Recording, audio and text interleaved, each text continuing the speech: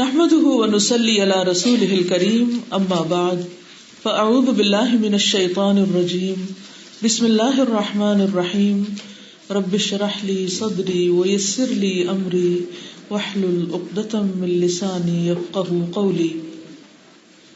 الحديث الثالث عشر لا يؤمن احدكم حتى يحب لأخيه ما يحب لنفسه. عن أبي حمزة أنس بن مالك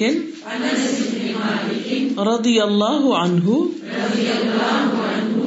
خادم رسول الله صلى الله عليه وسلم عن النبي صلى الله عليه وسلم قال لا يؤمن أحدكم حتى يحب لأخيه ما يحب لنفسه. رواه البخاری. انس بن مالک سے روایت ہے رضی اللہ تعالی عنہ کہ رسول اللہ صلی اللہ علیہ وسلم نے فرمایا، تم میں سے کوئی شخص اس وقت تک کامل مومن نہیں بن سکتا جب تک کہ اپنے بھائی مسلمان کے لیے وہی پسند نہ کرے جو وہ اپنے لیے پسند کرتا ہے. اب اس حدیث کا لفظی ترجمہ. ان ابی حمزہ، ابو حمزہ سے روایت ہے.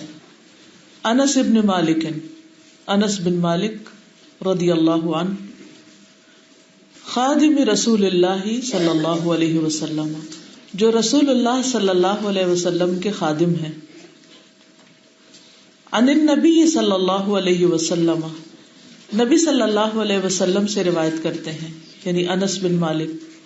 قال، آپ نے فرمایا، لا یؤمن، نہیں ایمان لاتا، احدکم، تم میں سے کوئی ایک، یعنی مومن نہیں ہوتا، حتی، یہاں تک کہ یحب، وہ محبت کرے، وہ پسند کرے، لأخیہ، اپنے بھائی کے لیے، ما، جو، یحب، وہ پسند کرتا ہے، لنفسہ، اپنی ذات کے لیے.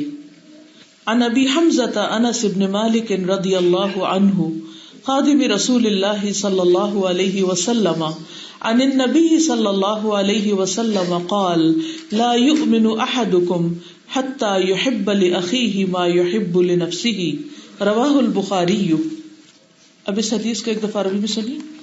عن ابی حمزة انس بن مالک رضی اللہ عنہ خادم رسول اللہ صلی اللہ علیہ وسلم عن النبي صلى الله عليه وسلم قال لا يؤمن أحدكم حتى يحب لأخيه ما يحب لنفسه. اس حدیث سے ہمیں یہ پتہ چل رہا ہے کہ مومن کون ہوتا ہے. کہنے کو تو ہم سب ہی اپنے آپ کو مومن کہتے ہیں، صاحب ایمان سمجھتے ہیں، لیکن کیا واقعی ہم اللہ سبحانہ و تعالیٰ کی نظر میں بھی مومن ہیں؟ مومن ہونے کا معیار کیا ہے؟ مومن ہونے کی نشانی کیا ہے؟ کیا ایمان صرف دل سے کسی چیز کو مان لینے کا نام ہے، یا صرف زبان سے کچھ اقرار کر لینے کا نام ہے کہ زبان سے انسان ریپیٹ کر لے کسی بات کو کہ اللہ ایک ہے، یا محمد صلی اللہ علیہ وسلم اللہ کے رسول ہیں، یا اس کے علاوہ بھی ایمان کسی چیز کا تقاضا کرتا ہے؟ اس حدیث سے تو پتہ چلتا ہے کہ ایمان دوسروں کی خیرخواہی کرنے اور دوسروں کے لیے وہی چاہنے کا نام ہے جو انسان اپنے لیے چاہتا ہے. تو گویا جس دل میں اللہ سبحانہ و تعالیٰ کی محبت ہوگی، اللہ پر ایمان ہوگا، وہ دل اتنا اچھا ہوگا کہ وہ انسانوں کے لیے بھی وہی چاہے گا جو وہ اپنے لیے چاہے گا. یہ ایمان کا تقاضا ہے. اب اس معیار پر ہم سب کو اپنے آپ کو پرکھنا ہے.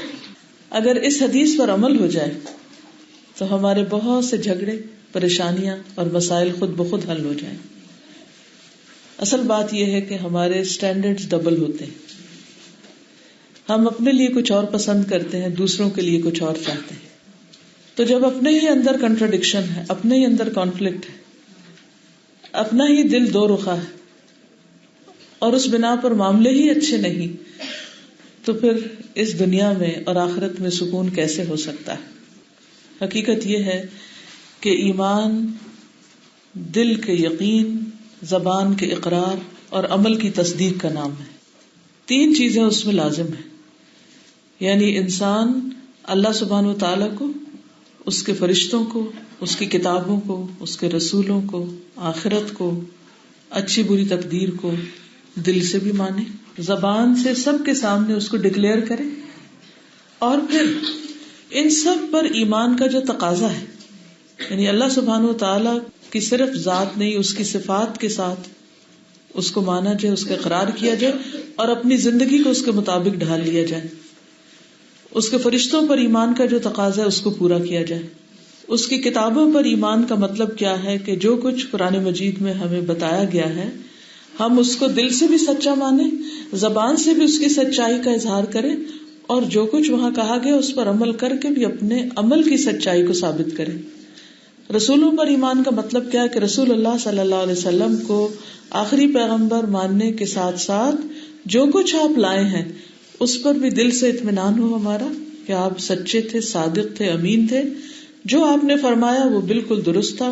زبان سے بھی بولیں اور پھر اس کے بعد جو کچھ آپ نے فرمایا اس پر عمل بھی کریں. جیسے آپ نے ایمان کی یہ جو تعریف کی ہے اس کو بالکل سچا سمجھے اور اس پر عمل کی پوری کوشش کریں. اس حدیث کے علاوہ یہ حدیث کچھ اور طریقوں سے بھی روایت ہوئی ہے، ان طریقوں کو بھی دیکھ لیتے ہیں تاکہ حدیث کے معنوں میں جو وسعت ہے وہ بھی آپ کو سمجھ آ جائے. صحیح مسلم کی حدیث میں آتا ہے نبی صلی اللہ علیہ وسلم نے فرمایا، اس ذات کی قسم جس کے ہاتھ میں میری جان ہے. یعنی یہ بات یہاں اب آپ قسم کھا کے فرما رہے. آپ کی بات تو ویسے بھی سچی ہے، لیکن جب آپ کوئی بات قسم کھا کے فرمائے تو پھر اس کی اہمیت کتنی زیادہ ہو جاتی، کتنی زیادہ شدید بات ہے پھر، کہ جس کو مانے بغیر چارہ ہی نہیں. فرمایا کہ اس ذات کی قسم جس کے ہاتھ میں میری جان ہے، کوئی بندہ اس وقت تک مومن نہیں ہو سکتا، مومن نہیں بن سکتا جب تک کہ اپنے پڑوسی یا اپنے بھائی کے لیے وہی نہ چاہے جو اپنے لیے چاہتا ہے. اب یہاں بھائی کے علاوہ پڑوسی کی بات بھی آ گئی، نیبرز کی بات بھی آ گئی. بھائی سے مراد سگا بھائی بھی ہو سکتا ہے، دینی بھائی بھی ہو سکتا ہے، اور نیبرز تو آپ سب کو معلوم ہے کہ نیبرز ہی ہیں. اس میں رشتہ دار بھی ہو سکتے ہیں، اس میں ریلیٹیوز کے علاوہ دوسرے نیبرز بھی ہو سکتے ہیں، جیسے اجنبی پڑوسی جس سے ہمارا کوئی خون کا رشتہ نہیں، اور اس میں نان مسلمز بھی ہو سکتے ہیں. تو ہمیں جو چیزیں اپنے لیے پسند ہیں وہی ہمیں دوسرے کے لیے بھی پسند کرنی چاہیے، دوہرا معیار نہیں ہونا چاہیے. اب یہ چیز کہاں سے پتہ چلے گی؟ ہمارے معاملات سے پتہ چلے گی کہ ہم جب ان کے ساتھ اپنا تعلق رکھتے ہیں تو پھر کیا چاہتے ہیں.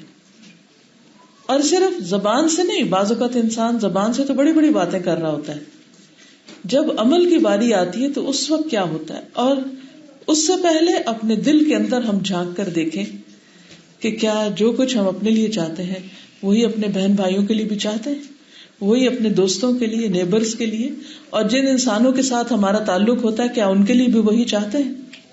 اگر نہیں چاہتے تو پھر ہمیں اپنے ایمان کی تجدید کی ضرورت ہے، اس نقص کو پورا کرنے کی ضرورت ہے. سنن النسائی کی روایت میں آتا ہے رسول اللہ صلی اللہ علیہ وسلم نے فرمایا، اس ذات کی قسم جس کے ہاتھ میں محمد صلی اللہ علیہ وسلم کی جان ہے، تم میں سے کوئی شخص اس وقت تک مومن نہیں ہو سکتا جب تک اپنے بھائی کے لیے خیر میں سے وہی پسند نہ کرے جو اپنے لیے پسند کرتا ہے. یعنی خیر اور بھلائی کی جو چیز وہ اپنے لیے چاہتا ہے تو وہ دوسرے کے لیے بھی چاہے. مثلا انسان اپنے لیے کیا چاہتا ہے؟ کوئی آپ میں سے بتائے گا آپ اپنے لیے کیا کیا چاہتے ہیں؟ سب سے اچھی چیز اور چیزوں میں سے مثلا سب سے پہلی ضرورت کیا انسان کی؟ کھانا پینا. کیا وہ شخص مومن ہے جو خود پیٹ بھر کے کھائے اور اس کا پڑوسی بھوکا رہے؟ اور ہم کیا چاہتے ہیں کہ ہمارا گھر صاف ستھرا ہو؟ کیا ہم یہ چاہیں گے کہ ہم اپنے گھر کا کوڑا کرکٹ دوسروں کی طرف پھینک دیں، یا اپنے فائدے کے لیے ان کی کوئی چیز اس طرح کی بلاک کر دیں کہ جس سے ان کو تکلیف ہو؟ ہرگز بھی نہیں. مومن تو ہوتا وہ ہے، یا مسلم وہ ہوتا ہے جس کے ہاتھ اور زبان سے دوسرے لوگ محفوظ رہیں، دوسرے مسلمان اس کے شر سے محفوظ رہیں، وہ ان کو تکلیف دینے والا نہ ہو، یعنی نہ زبان سے اور نہ ہی ہاتھ سے. پھر آپ یہاں پر الفاظ میں غور کیجئے، فرمایا لا یؤمن احدکم، نہیں ایمان لاتا تم میں سے کوئی ایک بھی. تو اس کا کیا مطلب ہے کہ یہ حدیث کس کے لیے؟ صرف چند لوگوں کے لیے؟ سب کے لیے. یعنی کوئی ایک کو بھی اس سے ایگزمپٹ نہیں کیا گیا، ایک بھی اس سے الگ نہیں. یہ حکم سب کے لیے. لا یؤمن احدکم، تم میں سے کوئی ایک بھی مومن نہیں ہو سکتا جب تک وہ اس شرط پر پورا نہ اترے، جب تک اس کے اندر یہ کوالٹی نہ ہو. اور پھر آپ دیکھیے کہ یہ نہیں کہا مومن وہ ہوتا ہے جو دوسروں کے لیے وہ پسند کرتا جو اپنے لیے کرتا ہے، بلکہ کیا فرمایا؟ وہ مومن نہیں ہوتا. یہ زیادہ شدت کی بات ہے کہ ایمان ہی نہیں ہے جب تک یہ کوالٹی نہ ہو تمہارے اندر. تو کتنی اہم بات ہے. اور ہم سب بڑے اطمینان سے سوتے ہیں کہ ہم مومن ہیں اور ہم سب جنت میں جائیں گے کیونکہ ہمارا ایمان بڑے اعلیٰ درجے کا ہے، ہم اللہ کو مانتے ہیں، رسولوں کو مانتے ہیں، اور ہماری تو جنت پکی ہے اور ہم تو اللہ تعالیٰ کے بڑے ہی پسندیدہ ہیں. لیکن اللہ سبحانہ و تعالیٰ نے ہمارے لیے کیا شرط لگا دی کہ تم میرے پسندیدہ نہیں ہو سکتے جب تک کہ میری مخلوق کے لیے تم وہ نہ چاہو جو تم اپنے لیے چاہ رہے ہو. اگر لوگ اس حدیث پر عمل کر لیں تو کسی قسم کا دھوکہ، فریب، جھوٹ، ملاوٹ اور غداری اور بے وفائی، یہ چیزیں ختم ہو جائیں. کیونکہ ہم اس درجے کا ایمان نہیں رکھتے جس کے نتیجے میں ہم اپنے آپ کو مسلمان بھی کہلاتے ہیں اور اللہ کے ماننے والے بھی، اور بعض اوقات بڑے ریلیجس بھی کہلاتے ہیں، لیکن ہمارے اخلاق وہ نہیں ہوتے کیونکہ ہمارا سٹینڈرڈ ہائی نہیں ہے ایمان کا. ہم کہتے ہیں بس کہہ دیا نا لا الہ الا اللہ، اور کیا کہنا ہے. تو صرف کہنے سے بات نہیں بنتی، زبان سے کہہ بھی دیا لا الہ تو کیا حاصل، دل و نگاہ مسلمان نہیں تو کچھ بھی نہیں. تو یہاں پھر اصل میں تو دل کے امتحان کا مسئلہ ہے، کیونکہ محبت کی جگہ کہاں ہوتی؟ محبت انسان دل سے کرتا ہے. تو اگر اس کے دل میں ہی کھوٹ ہے کسی کے لیے، سوچئے، غور کیجئے، دل میں ہی کھوٹ ہے دوسرے کے لیے، دل میں نفرت بھری ہوئی ہے، دل میں حسد ہے، کینہ ہے، بغض ہے، خیانت ہے، تو پھر کس قسم کا دین ہے یہ؟ مومن کی تو محبت اور نفرت صرف اللہ کے لیے ہوتی ہے. وہ اپنی ذات کو تو ایشو نہیں بناتا، اس کی تو کوئی انا نہیں ہوتی کہ فلاں نے چونکہ مجھے ایسے کہہ دیا اس لیے میں تو اس کے ساتھ اب کبھی بھی نہیں سیدھا ہو سکتا، میں تو اس کو معاف کر ہی نہیں سکتا. نہیں، جب کوئی ایسا کہے تو اللہ سبحانہ وتعالیٰ نے قرآن مجید میں اس کے لیے کیا فرمایا ہے؟ الا تحبون ان یغفر اللہ لکم، کیا تم پسند نہیں کرتے کہ اللہ تعالیٰ تمہیں معاف کر دے؟ اگر تم اپنے لیے پسند کرتے ہو تو پھر دوسروں کے لیے بھی کیا پسند کرو کہ ان کو بھی معاف کر دو. ہم رمضان کے آخری عشرے میں راتوں میں دعا مانگتے ہیں نا، اللہم انک عفو تحب العفو فاعف عنی. اللہ تو معاف فرمانے والا ہے، معاف کرنے کو پسند کرتا ہے، تو مجھے معاف کر دے.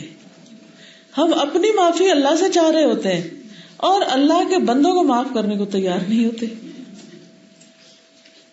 تو جو کسی کو معاف نہیں کرتا، جو کسی سے درگزر نہیں کرتا، پھر وہ اپنے لیے وہ کیا مانگ رہا ہے؟ تو جو بھی یہ چاہے کہ اسے معاف کر دیا جائے، اسے دوسروں کو معاف کر دینا چاہیے. اور اس کی بہترین مثال کیا ہے؟ اللہ کے رسول صلی اللہ علیہ وسلم، کہ جب آپ نے مکہ فتح کیا تو ان لوگوں کو معاف کر دیا، ان لوگوں کو امان دے دی جنہوں نے آپ کو مکہ سے نکالا تھا. ان سے انتقام نہیں لیا، ان سے بدلہ نہیں لیا. آپ کو پتا چل گیا تھا کہ کس نے آپ پہ جادو کیا ہے، آپ نے اس کو کچھ بھی نہیں کہا. آپ کو پتا چل چکا تھا کہ کس عورت نے آپ کو زہر ملائی بنی ہوئی بکری آپ کو کھلائی تھی اور اس کی وجہ سے آپ کو تکلیف ہوئی تھی. جب آپ صلی اللہ علیہ وسلم کی وفات ہوئی تو آپ نے فرمایا کہ مجھے اب تک اس زہر کا اثر محسوس ہوتا ہے. تا حیات اس کی تکلیف باقی رہی, لیکن آپ نے اس عورت کو کچھ نہیں کہا. آپ نے کبھی اپنی ذات کے لیے انتقام نہیں لیا تھا, کیونکہ آپ کو پتا تھا کہ ان ساری تکلیفوں کا اجر اللہ سبحانہ وتعالیٰ کے پاس ہے. اصل میں ہوتا یہ ہے کہ جب ہم کسی کو معاف نہیں کرتے تو وہ ایک بوجھ ہوتا ہے جو ہم اپنے سر پہ اٹھائے پھرتے ہیں, کیونکہ اس کو بھی تو کہیں دل میں رکھنا ہے نا. نفرت رکھنے کی بھی تو جگہ دل میں ہونی چاہیے نا کہیں. تو وہ جب اٹھا کے رکھیں گے دل میں تو خود ہی اٹھانی پڑے گی نا. آپ دیکھیے کہ جب ہمارا جسم فٹ ہوتا ہے, وزن زیادہ نہیں ہوتا, تو ہم تیزی سے بھاگتے پھرتے ہیں, سب اوپر نیچے ہر چیز آسان ہو جاتی. جب وزن بڑھنے لگتا تو اپنے آپ کو ہی اٹھانا مشکل ہو جاتا, کیونکہ انوانٹیڈ ہے نا, وہ آپ کی ہائٹ اور آپ کی عمر سے زیادہ ہے, اسٹینڈرڈ سائز کا نہیں ہے, تو اٹھانا تو خود ہی پڑتا ہے. خود پہ ظلم کیا ہوتا ہے تو خود ہی پھر بھگتنا پڑتا ہے. تو یہ تو فزیکل ہے. تو اسی طرح کچھ روحانی بوجھ ہم نے اٹھائے ہوئے ہوتے ہیں ہر وقت, نفرتوں کے, عداوتوں کے, کینوں کے, اور وہ بھی ایسے ہی اٹھا کے تکلیف میں ہوتے ہیں کہ پھر انسان کو زندگی گزارنا مشکل ہو جاتی. تو آپ دیکھیے کہ اللہ کے رسول صلی اللہ علیہ وسلم نے فرمایا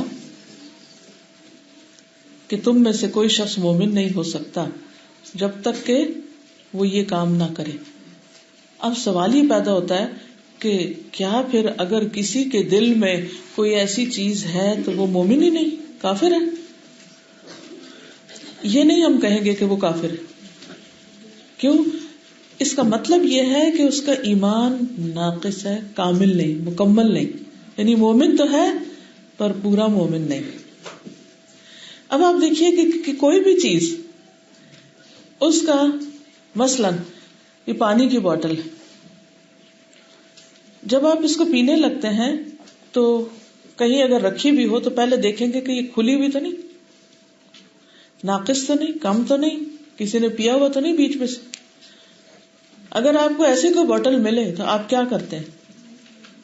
مثلاً آپ ٹیسکو پہ گئے ہیں, شیلف پر بوتل رکھی ہوئی ہے اور بوتل پوری نہیں, کم ہے,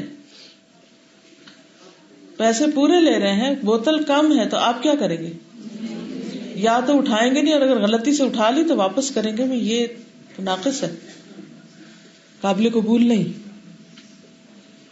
اسی طرح آپ ایپل خرید رہے ہیں اور اس میں سے آپ ایسا ایپل اٹھا لیتے ہیں غلطی سے کہ جس کو کسی نے کاٹا ہوا ہے بیچ میں سے, اس کا ایک ٹکڑا اتارا ہوا ہے, تو جو ہی آپ کی نظر پڑے گی تو آپ کیا کہیں گے؟ ناقص ہے. اسی طرح کسی بھی چیز کا آپ آرڈر کرتے ہیں, مثلاً ٹیلی فون آپ سیل خریدتے ہیں, موبائل خریدتے ہیں, کوئی بھی چیز خریدتے ہیں, آپ آرڈر کرتے ہیں, جب چیز آتی ہے تو آپ اس کو سارے کو چیک کرتے ہیں, اس کی وائر, ہر ایک چیز. لیکن جب آپ پیکنگ کھولتے ہیں تو آپ دیکھتے ہیں کہ اس کے اندر تو اس کی مثلا اسکرین ہی نہیں ہے صحیح, اسکریچ لگے ہوئے ہیں, یا یہ کہ اس کی بیٹری نہیں ہے, یا پھر یہ کہ اس کی کوئی وائر ہی مسنگ ہے. تو آپ کیا کرتے ہیں؟ اچھا کوئی نہیں, فون تو ہے نا. نہیں, پھر کیا ہوتا ہے؟ آپ اس کو کہتے ہیں نہیں بھائی یہ تو کام نہیں کرے گا, اگر میں نمبر 2 لا کے وائر لگاؤں گی بھی تو ہو سکتا ہے کہ یہ اور ہی خراب ہو جائے. آپ اس کو واپس کرتے ہیں اور پھر اس کو پورا لیتے. کیوں؟ اس لیے کہ ادھوری چیز کا وہ فائدہ نہیں. جس مقصد کے لیے آپ نے فون لیا وہ مقصد پورا ہی نہیں ہوتا. اسی طرح جب ایمان کامل نہیں ہوتا تو اس سے جو پھل پھول نکلنے چاہیے, جو فائدے حاصل ہونے چاہیے, وہ حاصل نہیں ہوتے. اب دیکھیں کہ ہم اگر ایک جوتا بھی خریدنے جاتے ہیں نا بازار, تو ہم کیا کرتے ہیں؟ ہم پہلے دیکھتے ہیں کہ اچھا کس قسم کا لینا ہے, اتنے پیسے ہیں میرے پاس یا نہیں, پھر اسی کے مطابق ہی کسی شاپ پہ جاتے ہیں نا. اب اگر آپ کے پاس پیسے کم ہو تو آپ کیا کرتے ہیں؟ کس شیلف پہ جائیں گے, کس دکان پہ جائیں گے, کس اپنی اس رینج کے مطابق ہی جائیں گے نا, کیونکہ آپ کے پاس پیسے کم ہیں. تو آپ جا کے یہ نہیں کہہ سکتے please excuse me, forgive me, I don't have money, لیکن مجھے جوتا یہ پسند ہے, لینا میں نے یہ ہے. کوئی طریقہ ہے لینے کا؟ ہاں ہو سکتا ہے کہ آپ کے ساتھ جو ہے آپ اسے کہیں پلیز میرے پاس اتنے $50 کم ہو رہے ہیں، آپ مجھے دے دیں، میں آپ کو بعد میں دے دوں گی. کیا قیامت کے دن ہم یہ کہہ سکتے ہیں کہ مجھے جنت الفردوس پسند ہے، میں نے تو اللہ کے قریب رہنا ہے اور میری تو بہت ڈریمز بہت ہائی ہیں اور میں تو اس سے کم پہ گزارا نہیں کر سکتی، لیکن میرے عمل کوئی نہیں ہے، تو اب کوئی میری بہن بھائی ہو جو مجھے ذرا کچھ دے دے، کچھ تم دے دو، کچھ تم دے دو، کچھ تم دے دو، تو میں ذرا اوپر چلی جاؤں. نو وے، وہ یہیں سے پورا کرنا ہے. تو اپنی عبادات ہو، نمازیں ہو یا روزے ہو، زکوٰۃ ہو، معاملات ہو، اخلاق ہو، دل کا معاملہ ہو، اس کو ادھر ہی ٹھیک کر لیں. کل نہیں ہو سکتا اور کل کسی نے دینا بھی نہیں ہے کچھ، اور خاص طور پر وہ کیسے دیں گے کہ جن کے ساتھ دنیا میں ہمارا معاملہ اچھا نہیں. تو ایمان جو ہے وہ دل کی تصدیق، زبان کے اقرار اور عمل کی گواہی کے ساتھ ہے. رسول اللہ صلی اللہ علیہ وسلم نے فرمایا 5 چیزیں کیا خوب ہیں، کتنی اچھی ہیں. جو شخص ان 5 چیزوں پر یقین رکھتے ہوئے اللہ سے ملے گا وہ جنت میں داخل ہوگا. جو اللہ پر ایمان رکھتا ہو، آخرت کے دن پر، جنت اور جہنم پر، موت کے بعد دوبارہ زندہ ہونے پر اور حساب کتاب پر ایمان رکھتا ہو. اور پھر آپ نے یہ جو فرمایا نا کہ جو ان 5 چیزوں پر یقین رکھتے ہوئے، یعنی پکا یقین ہو اس کا، اور پھر صرف یقین نہیں بلکہ اس کا انسان زبان سے بھی بولے اور اس کے ساتھ ساتھ جب یقین کرے گا تو پھر اس کے مطابق اپنی زندگی کو بھی ڈھال لے گا. پھر اسی طرح ایمان کا مقام، یعنی ایمان کہاں ہوتا ہے؟ صرف دل میں نہیں، دل میں بھی ہوتا ہے، زبان پر بھی ہوتا ہے اور عمل میں بھی ہوتا ہے. اسی لیے قرآن مجید میں آتا ہے وَمِنَ النَّاسِ مَن يَقُولُ آمَنَّا بِاللَّهِ وَبِالْيَوْمِ الْآخِرِ وَمَا هُم بِمُؤْمِنِينَ. لوگوں میں سے بعض ایسے ہیں جو زبان سے کہتے ہیں ہم اللہ پر ایمان لائے، آخرت کے دن پر ایمان لائے، لیکن وہ مومن نہیں ہوتے. یعنی زبان سے کہنے کے باوجود ان کو مومن نہیں مانا جاتا. اللہ تعالیٰ فرماتے ہیں وَمَا هُم بِمُؤْمِنِينَ. اور اگر اللہ سبحانہ و تعالیٰ کی طرف سے کوئی ایسی گواہی آ گئی ہے کہ وہ مومن نہیں ہے تو پھر کیا میں اور آپ مل کے ان کو مومن قرار دے سکتے ہیں؟ نہیں. بھائی کہنے والا ایک بندہ کہہ رہا ہے میں مومن ہوں، اللہ تعالیٰ فرما رہے نہیں تم مومن نہیں ہو. کیوں؟ اس لیے کہ اس کے دل میں یقین کوئی نہیں اور اس کے عمل زبان کے قول کے مطابق نہیں. کیونکہ آگے ہی اس کے فوراً بعد اللہ تعالیٰ فرماتے ہیں یخادعون اللہ والذین آمنوا وما یخدعون الا انفسهم. یخادعون اللہ، وہ اللہ کو دھوکہ دیتے ہیں. دھوکہ کیا ہوتا ہے؟ ظاہر کچھ باطن کچھ، اوپر سے کچھ اندر سے کچھ، سامنے کچھ پیچھے کچھ. چیٹنگ ہوتی ہے نا یہ کہ سامنے معصوم بن جانا اور پیچھے جو دل چاہے کرے انسان. تو وہ ایمان والوں کو بھی دھوکہ دیتے ہیں، اللہ کو بھی دھوکہ دیتے ہیں. یعنی ان کے عمل جو ہیں وہ ان کے قول کے مطابق نہیں ہے. تو اس لیے ہمیں اگر اپنے ایمان کی تجدید کرنی ہے، اگر اپنے ایمان کو پکا کرنا ہے، اپنے ایمان کو درست کرنا ہے، تو اس کے لیے ضروری ہے کہ ہم اپنے اعمال پر توجہ دیں تاکہ ایمان مکمل ہو جائے، ایمان قابل قبول ہو جائے. دوسرے پارے میں اللہ سبحانہ وتعالی نماز کے لیے لفظ ایمان استعمال کرتے ہیں. سورۃ البقرہ میں اللہ تعالیٰ فرماتے ہیں وما کان اللہ لیضیع ایمانکم، البقرہ 143. اور اللہ ایسا نہیں کہ تمہارے ایمان ضائع کر دے. یہاں ایمان سے مراد نماز ہے. حالانکہ نماز تو صرف ہمارے باڈی کا ایکشن ہے نا، ہم کھڑے ہوتے ہیں، زبان سے کچھ پڑھ رہے ہوتے ہیں، اللہ اکبر کر رہے ہوتے ہیں، رکوع کرتے ہیں، سجدہ کرتے ہیں، تشہد پڑھتے ہیں، سلام کرتے ہیں. تو اس میں ہم دعا کے علاوہ اور بھی چیزیں کر رہے ہوتے ہیں، اللہ کی تعریف تسبیح وغیرہ بھی کر رہے ہوتے ہیں. تو اس سارے ایکشن کو ایمان کہا گیا. حالانکہ یہ کیا ہے؟ صرف زبان نہیں، ہمارے باقی جسم بھی ساتھ ساتھ کھڑے ہو کے کچھ کر رہے ہیں، بیٹھ کے کر رہے ہیں. تو یہ سارا عمل ایمان ہے. اسی لیے جو شخص جان بوجھ کے نماز چھوڑے اس کے بارے میں فرمایا گیا گویا اس نے کفر کیا. نماز چھوڑنے سے ایمان میں سخت کمی آ جاتی ہے، ایمان ناقص ہو جاتا ہے. اور بعض علماء کے نزدیک تو ایمان باقی نہیں رہتا. بہت سخت فتوے ہیں اس پر، کیونکہ نبی صلی اللہ علیہ وسلم کے دور میں مسلم اور کافر میں فرق ہی نماز سے ہوتا تھا کہ کون نمازی اور کون نہیں ہے. پھر اسی طرح آپ دیکھیے کہ ایمان کی شاخیں ہیں.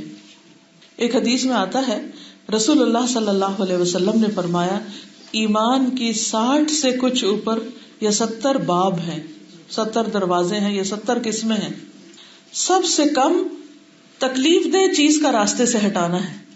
یہ ایمان کا حصہ قرار دیا گیا کہ آپ کسی کا راستہ نہ روکیں. اب مثلاً کوئی شخص غلط پارکنگ کرتا ہے، کیا یہ اس کے ایمان کا تقاضا ہے یا یہ ایمان کی علامت ہے؟ ہمارا دین، ہمارا ایمان ہمیں اس بات کا سبق دیتا ہے کہ ایسی جگہ پارک مت کرو جہاں گاڑی پارک کرنے سے دوسروں کو تکلیف ہو، دوسروں کا راستہ رک جائے، دوسروں کا نقصان ہو. لیکن کتنے ہی لوگ ہیں عین جمعے کے دن اللہ کی عبادت کرنے کے لیے جاتے ہیں، نماز پڑھنے کے لیے جاتے ہیں اور غلط جگہ پارک کرتے ہیں، لوگوں کے راستے روک دیتے ہیں. اور ان کا دلیل کیا ہوتی ہے کہ بس ہم 2 منٹ میں آئے، بس ابھی آئے اور ہمیں جلدی ہے تو ہم اس لیے پیچھے لگا رہے ہیں کہ جلدی چلے. ہو سکتا ہے اندر ہی خود سٹک ہو گئے ہوں نکلنے میں اور باہر ان کی گاڑی باقی گاڑیوں کو روک رہی ہو. تو یہ تو کوئی دلیل نہیں، کوئی جواز ہی نہیں ہے. تو راستے سے تکلیف دہ چیز ہٹانا. اسی طرح بعض لوگ راستے میں بیٹھ جاتے ہیں، راستے میں کھڑے ہو جاتے ہیں، راستے میں ایسی چیزیں چھوڑ دیتے ہیں کہ جس سے دوسرے ٹھوکر کھا کے گرے. تو یہ ایمان کے منافی عمل ہے، دین کے منافی کام ہے، اپوزٹ چیزیں ہیں. پھر اسی طرح آپ نے فرمایا اور سب سے زیادہ اور بلند لا الہ الا اللہ کہنا ہے، یعنی ٹاپ پر لا الہ الا اللہ ہے اور پھر اس کے بعد مختلف چیزیں ہیں اور ان میں سے ایک راستے سے تکلیف دہ چیز ہٹانا بھی ہے. اور فرمایا حیا بھی ایمان کا حصہ ہے، یعنی شرم و حیا. تو گویا اگر ایک عورت بے حیا لباس پہنتی ہے، مثلاً اگر اتنا ٹائٹ ڈریس پہنا ہوا کہ سارا جسم اس میں گویا کچھ نہیں پہنا ہوا ننگا ہو رہا ہے، یا یہ کہ اب سمر آ رہی ہے تو اتنا شارٹ ہو جائے ڈریس کے بازو کھلے ہیں، بازو ننگے ہیں، گلے کھلے ہیں، بال کھلے ہیں، ٹانگیں ننگی ہیں، تو پھر ایک مومن اور غیر مومن، ایک مسلم اور ایک نان مسلم لڑکی میں کس چیز کا فرق ہوگا؟ کہاں سے پتہ چلے گا کہ یہ کون جا رہا ہے؟ اس لیے ایک مسلمان عورت کے لیے اس کا حجاب اس کے ایمان کی نشانی ہے. خدا نہ خواستہ راستے میں کچھ ہو جاتا ہے اس کو تو اس کا لباس بتائے گا کہ یہ مسلمان ہے، اسے مسلمانوں کے حوالے کرو، اس کا کفن دفن، اس کی تدفین مسلمانوں کی طرح ہونی چاہیے، کیونکہ اس کا لباس بتا رہا ہے، وہ لباس اس کی پہچان بن جائے گا.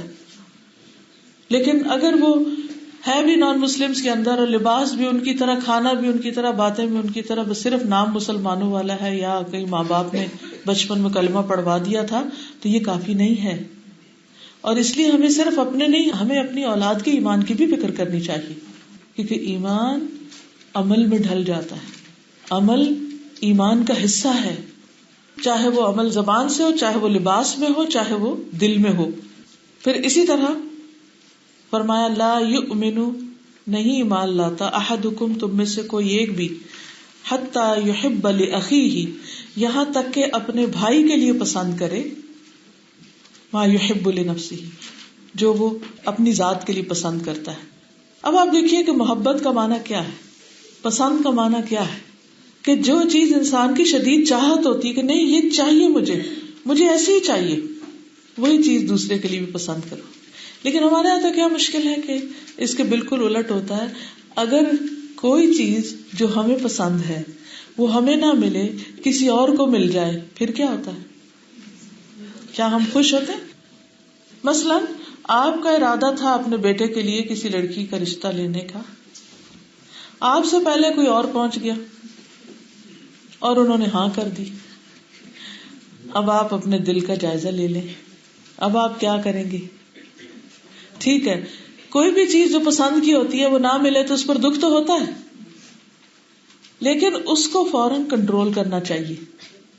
یہ نہیں کہ ضد اور انتقام پہ اتر آئیں، یہ نہیں کہ اس لڑکی کے اوپر کوئی الزام تراشی کر دیں یا رشتہ لینے والوں کے کان کچھ بھر دیں یا کچھ اور ایسی حرکت کریں کہ جس سے یہ تمنا ہو کہ رشتہ ٹوٹ جائے تو پھر ہم وہاں پر کر لیں.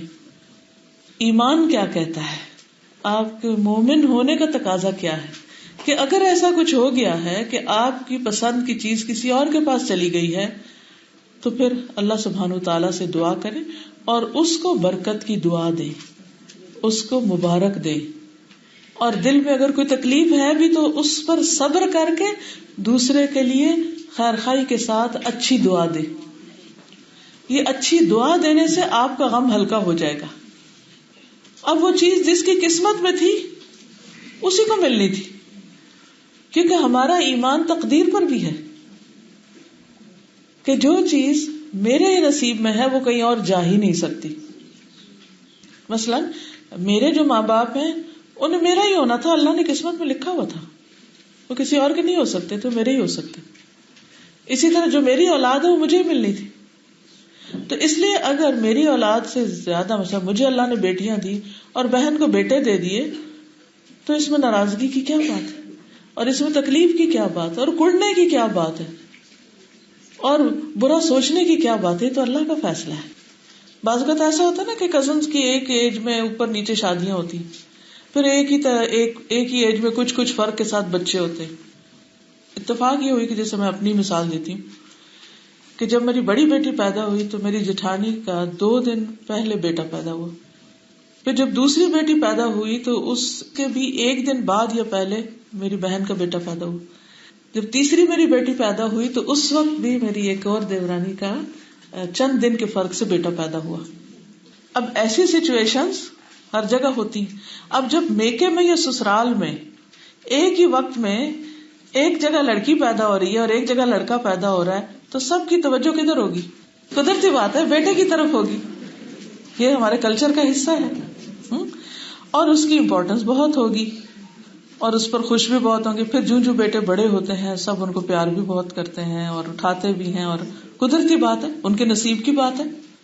اب اگر اس بات کو لے کے میں بیٹھ جاتی تو میرے بال وقت سے پہلے سفید ہو جاتے اور ایک بیکار چیز میں سفید ہوتے. قدرتی بات ہے. اور ہر بچہ خود پیار لیتا ہے. بچے میں بھی فرق ہوتا ہے. کچھ بچے بہت پیارے لگتے ہیں، کچھ بچے روتے رہتے ہیں، ان کی طرف نہیں پھر سب توجہ دیتے. تو اس پر ماں کو غمگین نہیں ہونا چاہیے. ہمیں کیا سوچنا چاہیے ایسے موقع پر جب ایسا ہو کہ اللہ نے میرے لیے یہی لکھا تھا اور میرے لیے اس میں بڑی بھلائی ہے، میں اللہ کے فیصلے پر راضی ہوں، میں خوش ہوں.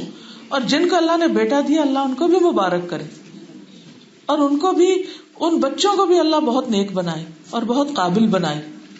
اچھا شروع میں تو کبھی کبھی خیال آ بھی جاتا ہے اور پھر 8 سال تک، میرا خیال ہے 8-9 سال تک میرے کوئی بچہ نہیں ہوا. پھر اللہ نے مجھے بھی بیٹا دیا اور اس وقت کسی اور کو بیٹی نہیں دی.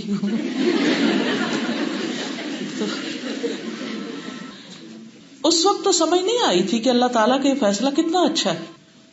لیکن کچھ سال کے بعد مجھے اس کی بڑی بھلائی سمجھ میں آئی اور میں اللہ پہ اتنی راضی ہوئی. ایک یہ ہے کہ بیٹوں کی نسبت بیٹیاں پالنا نسبتاً آسان ہوتا ہے، اللہ کہ کوئی لڑکی مشکل بھی کرتی ہے لیکن نسبتاً آسان ہوتا ہے.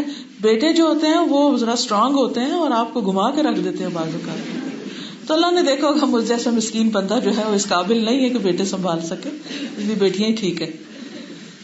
تو الحمدللہ مجھے ان کو پڑھانے میں، لکھانے میں، سمجھانے میں، تربیت کرنے میں، اور پھر ان کی تربیت کے ساتھ ساتھ ہزاروں بیٹیوں کی تربیت کرنے میں بڑی آسانی ہوئی. کیونکہ جب میں ان کو پڑھاتی تھی تو میرا دل تڑپتا تھا، میں کہتی ہائے ان کی دوستیں ہی نہیں پڑھیں گی، ان کے لیے بھی کچھ کریں، ان کے لیے بھی کچھ کریں. اور آخر کار الحمدللہ الہدا جیسی چیز سامنے آئی. میں سمجھتی ہوں کہ اس میں ایک بڑا حصہ ان بیٹیوں کا بھی تھا کہ جب جو وہ بڑی ہو رہی تھی ان کی مجھے فکر لگی تو مجھے ان جیسی اور بیٹیوں کی بھی فکر لگ گئی کہ ان کے لیے بھی کچھ ہونا چاہیے. تو اللہ سبحانہ وتعالیٰ کے ہر فیصلے میں خیر ہوتی، ہر چیز میں بھلائی ہوتی ہے. وہ وقتی طور پر جب بالکل عین اسی گھر میں ایک بستر پہ کوئی اور ایک پر کوئی، تو وہ پھر تھوڑا سا ضرور دل میں خیال آ ہی جاتا ہے. انسان ہے، کوئی فرشتے نہیں ہیں. لیکن انسان اگر دور رس دیکھے، دور نگاہ ہو اس کی، اور ایک لانگ ٹرم فائدے میں چیز دیکھے، تو اس میں ہم اپنی بھلائی اس طرح نہیں دیکھ سک رہے ہوتے جتنی اللہ تعالیٰ دیکھتا ہے.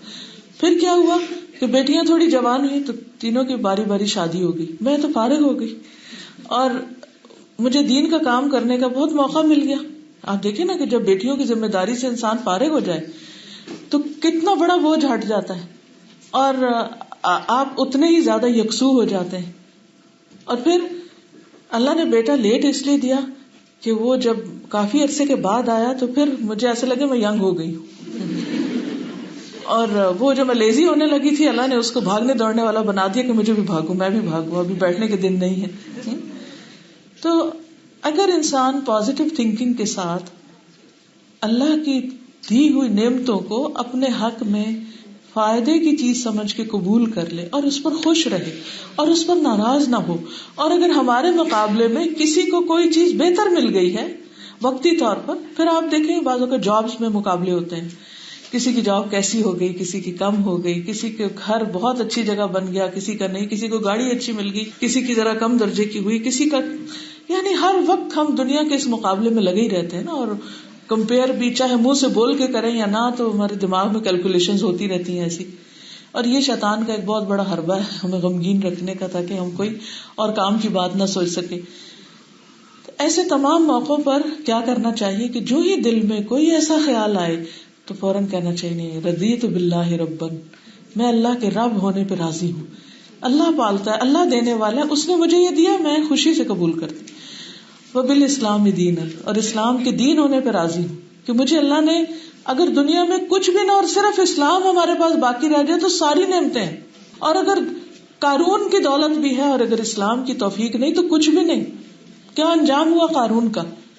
اتنی بڑی حکومت تھی فرعون کی، لیکن ایمان نصیب نہیں ہوا تو دنیا میں کیا انجام ہوا؟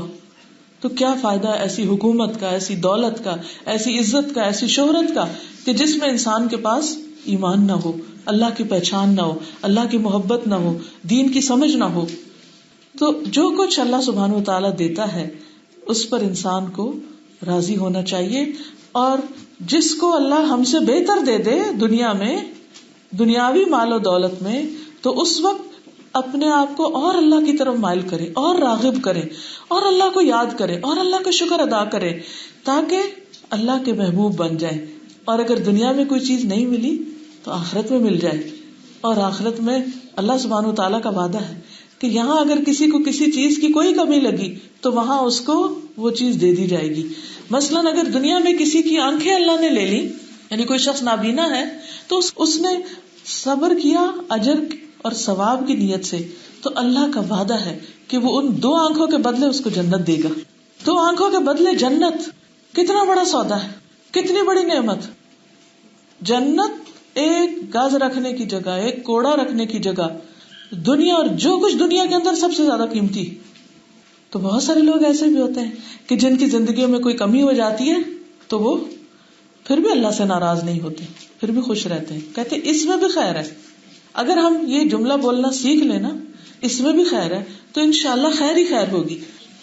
پھر آپ دیکھیے کہ ایک اور حدیث میں آتا ہے، ابو المنتفق کہتے ہیں میں مقام عرفہ پر نبی اکرم صلی اللہ علیہ وسلم کے پاس آیا، میں آپ کے اتنا قریب ہوا کہ میری سواری کی گردن آپ کی سواری کے گردن کے ساتھ لگ گئی. یعنی اونٹنی پر تھے نا، تو آپ کی اونٹنی تھی اور وہ اپنی اونٹنی پر آئے تھے تو وہ بالکل ساتھ جڑ گئے. میں نے کہا اے اللہ کے رسول صلی اللہ علیہ وسلم، کوئی ایسا عمل بتائیے جو مجھے اللہ کے عذاب سے نجات دے دے. یعنی وہ چونکہ سچ سمجھتے تھے نا کہ اگر کوئی برا کیا تو پکڑ ہوگی، تو ہم غلطیاں تو ہر وقت کرتے رہتے ہیں. تو انہوں نے کہا کہ ایسا عمل بتائیے کہ جو مجھے اللہ کے عذاب سے نجات دے دے اور جنت میں داخل کر دے.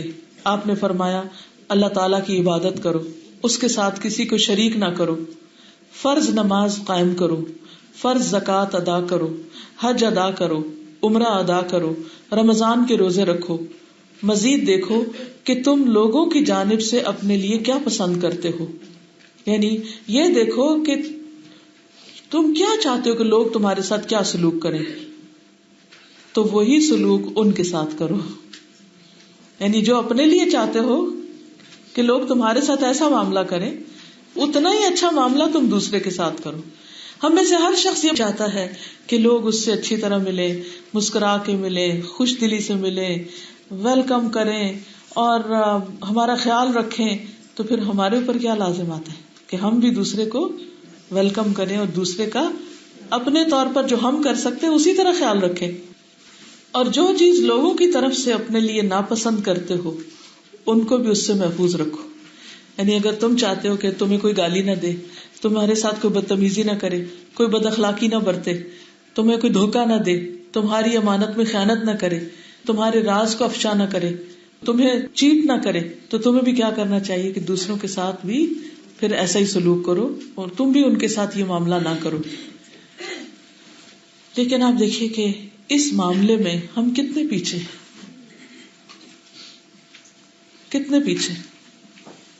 اور ہم میں سے ہر شخص اپنے اپنے دل میں جھانک کر دیکھ سکتا ہے کہ وہ کہاں کھڑا ہے. ایک اور حدیث میں آتا ہے، رسول اللہ صلی اللہ علیہ وسلم نے فرمایا، اے ابو ہریرہ، متقی بن جاؤ تو سب لوگوں سے زیادہ عبادت گزار ہو جاؤ گی. یعنی گناہوں کو چھوڑنا بھی ایک عبادت ہے. قناعت پسند بن جاؤ، یعنی کنٹینٹمنٹ لے آؤ اپنے اندر، تو سب سے زیادہ شکر گزار ہو جاؤ گے. یعنی جو ملا اس پہ راضی ہو جاؤ تو یہ شکر گزاری ہے. لوگوں کے لیے وہی پسند کرو جو اپنے لیے کرتے ہو تو مومن بن جاؤ گے. پھر ایمان کی علامت یہی بتایا گیا کہ جو اپنے لیے پسند کرتے وہی دوسروں کے لیے. اپنے ہمسائے کے ساتھ ہمسائیگی کا تعلق اچھا رکھو تو مسلم بن جاؤ گے. ہنسنا کم کر دو کیونکہ زیادہ ہنسی دل کو مردہ کر دیتی. یعنی ہر وقت جوکس کرنا اور ہر وقت ہنستے ہی رہنا بات بات پہ، تو اس سے کیا ہوتا ہے کہ انسان کھوکھلا سا ہونے لگتا ہے اور دل خالی سا ہونے لگتا ہے. کیونکہ آپ نے دیکھا ہوگا کہ ہنستے ہنستے پھر ایک دم لوگ ایک آہ بھرتے ہیں. نبی صلی اللہ علیہ وسلم نے یہ بھی فرمایا، تم میں سے جو شخص یہ چاہتا ہے کہ اسے جہنم کی آگ سے بچا لیا جائے. ہم چاہتے ہیں، دیکھیے تھوڑی سی گرمی ہو جائے نا تو ہمارا دل گھبرانے لگتا ہے، دنیا کی دھوپ نہیں برداشت ہوتی تیز. تو جو شخص یہ چاہتا ہو کہ جہنم کی آگ سے بچا لیا جائے اور جنت میں داخل کر دیا جائے، تو وہ اس حال میں اسے موت آئے، یعنی جب اس کی موت کا وقت آئے تو اس حال میں آئے کہ وہ اللہ اور یوم آخرت پر ایمان رکھتا ہو اور لوگوں کو وہ دے جو خود لینا پسند کرتا ہو، دوسروں کو وہ دے جو خود لینا پسند کرتا ہو. اب آپ دیکھیے کہ لینا دینا تو ہر وقت ہوتا ہی رہتا ہے نا. اپنے ہی گھروں کے اندر دیکھ لیجیے کہ جب بیٹی کی شادی ہوتی ہے تو ہم کیا چاہتے ہیں اس کے سسرال اس کے ساتھ کیسا معاملہ کریں کہ اپنی بیٹی بنا کر ہم نے بڑے لاڈ سے پالی. اسی طرح اگر ان کی کسی کی بیٹی ہمارے گھر میں آئی ہے تو ہمارا دل کیا ہونا چاہیے اس کے ساتھ معاملہ کرتے وقت اسی طرح جیسے اپنی بیٹی کے لیے ہم چاہتے ہیں کہ اس کے ساتھ اس کے سسرال معاملہ کریں. پھر ہم اپنے آپ کو جسٹیفائی کرتے ہیں، ہم کہتے ہیں نہیں ہماری بیٹی کو تو کھانا بھی بہت اچھا بنانا آتا ہے اور ہماری بیٹی کو تو یہ بھی ہنر آتا ہے، وہ کام بھی آتا ہے، اور اس کو تو کچھ بھی نہیں آتا، اس لیے یہ ڈیزرو نہیں کرتی. ہماری بیٹی ڈیزرو کرتی ہے، یہ ڈیزرو نہیں کرتی. ہو سکتا ہے کہ آپ کی بہو کے اندر بھی کوئی ایسی خوبی ہو جو آپ کی بیٹی میں بھی نہ ہو، اور ایسا ہوتا ہے بعض اوقات. ہم پتہ کیا کرتے ہیں، اپنی خوبیاں اور دوسرے کی خامیاں کمپیئر کرتے ہیں، اور اپنی خامیاں اور دوسرے کی خوبیاں کبھی نہیں کمپیئر کرتے. جو کسی میں اچھی بات ہوتی ہے اور ہم میں نہیں ہوتی وہ ہم دیکھتے بھی نہیں، ہم یہی دیکھتے رہتے ہیں کہاں دوسرا کم ہے. تو مومن تو یہ چاہے گا کہ وہ کسی کو حقیر نہ سمجھے، یہ ایمان کا تقاضا ہے. اور یہ اسی وقت ہو سکتا ہے جب آپ دوسروں کی خوبیاں دیکھتے رہیں کہ دوسرا مجھ سے کس چیز میں زیادہ اچھا ہے. اور اگر آپ ان کے پلس پوائنٹس دیکھتے رہیں گے تو آپ کو دوسرے لوگ اپنے سے زیادہ نیک لگیں گے، اپنے سے زیادہ بہتر لگیں گے. مثلاً کسی نے مجھے درس پر جانے کے لیے گاڑی میں سوار کیا، یہاں تک پہنچایا، تو میں سوچ رہی تھی وہ مجھ سے بہتر ہے. کیوں؟ اس لیے کہ گاڑی ان کی، ڈرائیونگ ان کی، پیٹرول ان کا، وہ اپنے گھر سے چلی مجھے لینے کے لیے آئی، لے کر یہاں پہنچایا، میں سارا رستہ آرام کرتی رہی اور وہ الرٹ ہو کے گاڑی چلاتی رہی. اب وہ بھی درس سن رہی ہیں اور میں صرف درس دے رہی ہوں بس. یعنی نیکی کے اس کام میں، اللہ کی بات سننے میں وہ بھی بیٹھی ہوئی اور میں بھی بیٹھی ہوں. تو بعض اوقات ہم سمجھتے ہیں چونکہ ہم درس دے رہے ہیں اس لیے ہم تو بہت اچھے ہو گئے، اور باقی لوگ جو اپنے جان مال وقت قربانیاں کر رہے ہیں وہ شاید کچھ بھی نہیں. یہ کیسے ہو گیا؟ یہ تو کل اللہ فیصلہ کرے گا نا، کس نے کس سچائی کے ساتھ، کس خیر اور بلائی کے ساتھ دوسروں کو بھلا کیا تھا یا دین کی خدمت کی تھی اور بالکل سیلف لیسلی کوئی قربانی کی تھی. تو بعض اوقات ہم اللہ ہی کی دی ہوئی توفیق سے کوئی اچھا کام کر لیتے ہیں نا، تو شیطان آ کے ہمارے دل میں یہ خیال ڈالنے لگتا ہے تم نے تو آج کمال ہی کر دیا اور تم تو دوسروں سے بہت اچھے ہو گئے. یا بعض لوگ کام کرتے تو لوگ ان کی بڑی تعریف کرنے لگتے ہیں، اور بعض لوگ چپ کر کے کام کرتے ہیں، ان کو کوئی پوچھتا ہی نہیں. اب جس کی تو تعریف ہونے لگتی ہے وہ سمجھتا میں تو پتنی بڑی شے ہوں، اور جس کی تعریف نہیں ہوتی وہ عام طور پہ سمجھتا ہے کہ میں نے شاید کچھ نیکی کی کوئی نہیں. تو ہم لفظوں میں بھی بعض اوقات لوگوں سے ریوارڈ چاہ رہے ہوتے ہیں کہ لوگ ہمارے بارے میں کیا کہتے ہیں. ہم لوگوں کو ہی حاکم بنا لیتے ہیں کہ وہ فیصلہ کر لیں کہ کون اچھا ہے کون نہیں. تو پیاری بہنوں، اصل فیصلہ کل ہونا ہے قیامت کے دن. وہاں پتہ چلے گا کون آگے نکلا، وہاں پتہ چلے گا کون کتنا اونچا گیا. ابھی تو سب کچھ رولے میں ہے نا، سبھی بھاگ رہے ہیں، دوڑ رہے ہیں، ایک ہی طرف جا رہے ہوتے ہیں، ایک ہی مجلس میں بیٹھے ہوتے ہیں، ہر ایک کا اجر فرق ہوتا ہے. اب آپ میں سے جتنے لوگ یہاں بیٹھے ہر ایک کا اجر فرق ہے. کوئی کس مشکل سے نکل کے آیا ہے، کسی کو گھر سے کتنی تکلیف سے اجازت ملی، کوئی کتنا فاصلہ طے کر کے آیا، کسی کے لیے نیچے بیٹھنا کتنی تکلیف کی بات. تو یہ ساری ہر ایک سچویشن میں نہیں ہے. بھلے ہم سارے ایک چھت کے نیچے اس وقت بیٹھے لیکن ہم سب کا معاملہ ایک نہیں ہے. تو جب انسان کو یہ یقین ہو جائے کہ مجھے اللہ سے اجر لینا ہے تو پھر اس کی ساری توجہ اس پہ ہو جائے گی کہ میں اور نیکی کہاں کروں، کتنی کروں، کیسے کروں. ورنہ ہم سمجھتے کہ بس اتنا کر لیا اب کافی ہے نا، اب اور کیا کرنا ہے. تو جس کو آخرت کی فکر لگ جاتی ہے اور جس کو جنت کا شوق لگ جاتا ہے پھر وہ ہر وقت یہ چاہتا ہے کہ کوئی مجھے اچھا سا کام پتا چلے کہ میں اور اچھا کروں.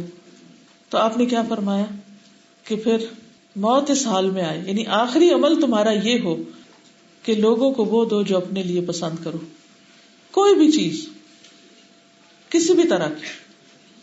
پھر اسی طرح یہ ہے کہ جیسے بہن بھائیوں کے ساتھ معاملہ ہے، خون کے رشتے سب سے پہلے آتے ہیں اور ان کے ساتھ اور بھی زیادہ مشکل ہوتی ہے.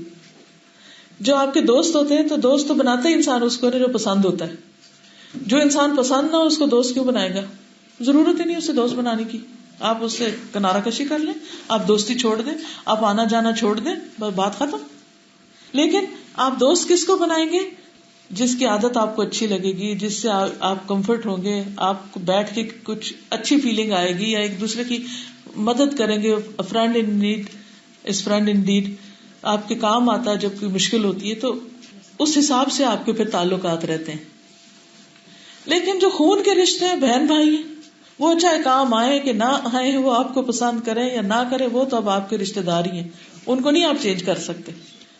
بعض اوقات باہر کے لوگوں کی نسبت بہن بھائیوں میں مقابلہ زیادہ شروع ہو جاتا ہے، وہاں بڑی مشکل آتی ہے. لیکن آپ دیکھیں جن لوگوں کے دلوں میں سچا ایمان داخل ہو گیا ان کے اخلاق کیا تھے. مثلا ام حبیبہ رضی اللہ تعالی عنہا جو ہیں وہ حضور صلی اللہ علیہ وسلم کی زوجہ محترمہ ہے، جو ابو سفیان کی بیٹی، امیر معاویہ کی بہن. اب آپ دیکھیے کہ ایک دفعہ انہوں نے رسول اللہ صلی اللہ علیہ وسلم سے عرض کیا، اے اللہ کے رسول صلی اللہ علیہ وسلم، آپ میری بہن عزہ سے نکاح کر لیں. تو رسول اللہ صلی اللہ علیہ وسلم نے فرمایا، کیا تم اس بات کو پسند کرتی ہو، یعنی وہ تمہاری سوکن بنے؟ تو انہوں نے کہا، ہاں اللہ کے رسول صلی اللہ علیہ وسلم، میں آپ کے ساتھ اکیلی تو نہیں ہوں، میری تو اور سوکنے بھی ہیں، تو کوئی اور عورت ہو تو اس سے بہتر ہے میری اپنی بہن ہو جائے. تو اس سے آپ اندازہ لگائیں کہ ان کے اندر اپنے ہی بہن بھائیوں کے لیے کتنی خیر خواہی تھی. اچھا اب کیا ہوتا ہے آج کل کے ہم بعض اوقات دوسروں کے ساتھ پھر بھی اچھا کر لیں گے، دوستوں کے ساتھ اچھا کر لیں گے، غیروں کے ساتھ اچھا کر لیں گے، اور جب بہن بھائی کا معاملہ آئے گا تو ہم کہیں گے نہ ان کو نہیں دینا، کہیں یہ ہمارے مقابلے میں نہ آ جائیں. غریبوں کی مدد کریں گے، یتیم خانے کھولیں گے، بیواؤں کی مدد کریں گے، اپنی بہن بیوہ ہو تو اس کو خرچہ نہیں بھیجیں گے. حالانکہ خون والے رشتے کے ساتھ بھلائی کرنے کا دگنا اجر ہے. اگر کسی نے اللہ سے اجر لینا ہو تو وہ یہ نہیں دیکھے گا کہ میری بہن کیا کرتی ہے، میرے ساتھ اچھا سلوک کرتی ہے تو میں دور نہیں کرتی تو میں نے نہیں دینا. وہ یہ کہے گا کہ نہیں، یہ میرے رب کا حکم ہے اور یہاں میرے لیے دگنا پروفٹ ہے. دنیا میں اگر کسی بزنس میں ہمیں ڈبل پروفٹ ہو رہا ہو تو چاہے وہ ہمیں پسند نہ بھی ہو، ہم پھر بھی وہی کریں گے کہ ڈبل پروفٹ ہے یہاں، تو کوئی بات نہیں، اگر تھوڑا مشکل بھی پھر بھی کر لیتے ہیں. تو اسی طرح دین کے معاملے میں بھی اللہ کے حکم کو سامنے رکھتے ہوئے بہن بھائیوں کے ساتھ حسن سلوک کرتے وقت ان کا نمبر پہلا ہونا چاہیے. پھر اسی طرح اولاد کے ساتھ جب اچھا سلوک کریں تو اس میں بھی ہم سب کے لیے ایک ہی طرح کی چیز پسند کریں. بعض ماں باپ کا رجحان کسی ایک بچے کی طرف زیادہ ہو جاتا ہے تو یہ بات ٹھیک نہیں، یہ اچھی بات نہیں. اور وہ کب ہوتا ہے؟ جو بچہ زیادہ باتونی ہوتا ہے بعض اوقات، یا کوئی زیادہ اچیومنٹ کر لیتا ہے، کوئی ڈگری لے لیتا ہے، یا کوئی بعض اوقات زیادہ خوبصورت ہوتا ہے، یا کوئی بھی وجہ ہوتی، تو ماں باپ ساری توجہ ادھر کر لیتے ہیں. یہ زیادتی ہوتی. ہر ایک بچے کو دینے دلانے کے معاملے میں، محبت دینے کے معاملے میں، یا پھر ان کو کوئی مال دینے کے معاملے میں یکساں سلوک کرنا چاہیے. نبی صلی اللہ علیہ وسلم نے فرمایا سووا بین اولادکم فی العطیہ. عطیہ کہتے ہیں کوئی گفٹ. سووا برابری کرو، بین اولادکم اپنی اولاد کے درمیان، فی العطیہ کچھ دینے کے معاملے میں. اگر آپ ایک بیٹی کو کچھ بنا کے دے رہے ہیں تو دوسرے کے لیے بھی رکھیے، یہ نہیں کہ سارا ایک ہی کو دے دیں. اور آگے آپ نے فرمایا لو کنت مفضلا لفضلت النساء. اگر میں کسی کو زیادہ دے سکتا ہوتا تو عورتوں کو زیادہ دیتا، لڑکیوں کو زیادہ دیتا، بیٹیوں کو زیادہ دیتا. لیکن حکم یہی کہ برابری. اب آپ دیکھیں کہ نعمان بن بشیر جو ہیں وہ ایک حدیث روایت کرتے ہیں. وہ کہتے ہیں کہ میرے والد نے مجھے کچھ گفٹ دیا، تو میری والدہ جو تھی وہ کہنے لگی کہ جاؤ اس پر رسول اللہ صلی اللہ علیہ وسلم کو اس پر گواہ بنا لو کہ تمہارے والد نے تمہیں یہ دیا. تو وہ نبی صلی اللہ علیہ وسلم کی خدمت میں آئے اور آپ کو گواہ بنانے کی بات کی. ان کے جو والد تھے ان کی بات ہو رہی، تو ان کے والد نبی صلی اللہ علیہ وسلم کے پاس اور کہا میں نے اپنے بیٹے کو نعمان کو یہ عطیہ دیا ہے. تو آپ نے پوچھا کہ کیا سب بچوں کو دیا ہے؟ انہوں نے کہا کہ نہیں. تو آپ نے فرمایا کہ مجھے پھر اس ظلم کے اوپر گواہ مت بناؤ، میں اس پہ گواہ نہیں بنتا. پھر آپ نے فرمایا کیا تمہیں پسند نہیں کہ تمہارے ساتھ خدمت اور احسان کرنے میں سب بچے برابر ہوں؟ یعنی کیا تم یہ نہیں چاہو گے کہ سب بچے تمہاری خدمت کریں یا اچھا سلوک کریں؟ انہوں نے کہا ہاں. آپ نے فرمایا ان کا تم پر یہ حق ہے کہ تم ان سب میں عدل کرو جیسے کہ ان سب پر لازم ہے کہ وہ تمہاری خدمت کریں.